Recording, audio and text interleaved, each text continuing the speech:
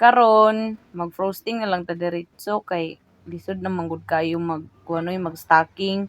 Kabalo naman pud mo unsaon pag-stock sa cake, manang diretso na lang ako nig icing.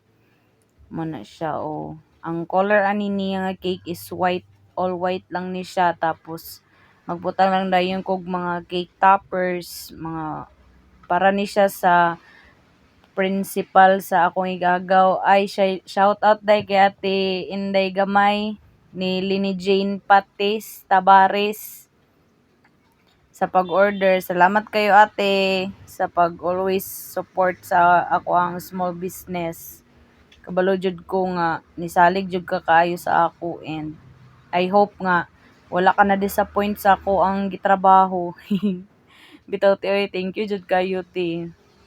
O kani siya mo ni ang gipabutang mga cake toppers murag silbi books ni siya pero ginani lang nako pagbutang kay para ni nice pud siya matan-awon. Ginipis lang nako ni siya kay para dili kaayo siya bugat kay i-travel ra ba ni basin og mga kuan ba una pay batang kasamok-samok kana siya.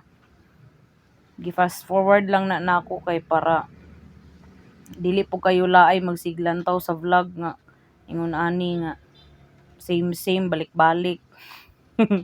Same jud balik-balik pa.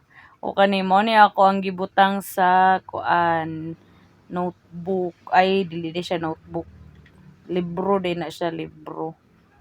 Ginahinay lang na ako na siya butang o kana mga pencils nga klase-klaseng colors o pag human ani mo na din ni siya ang kuan ako gipabutang sa koy gagaw nga thank you Sir Jess. And that's it. And mao ni dayon ang result. Tadang! Thank you kaayo. Og I hope at inday na satisfy ra ka.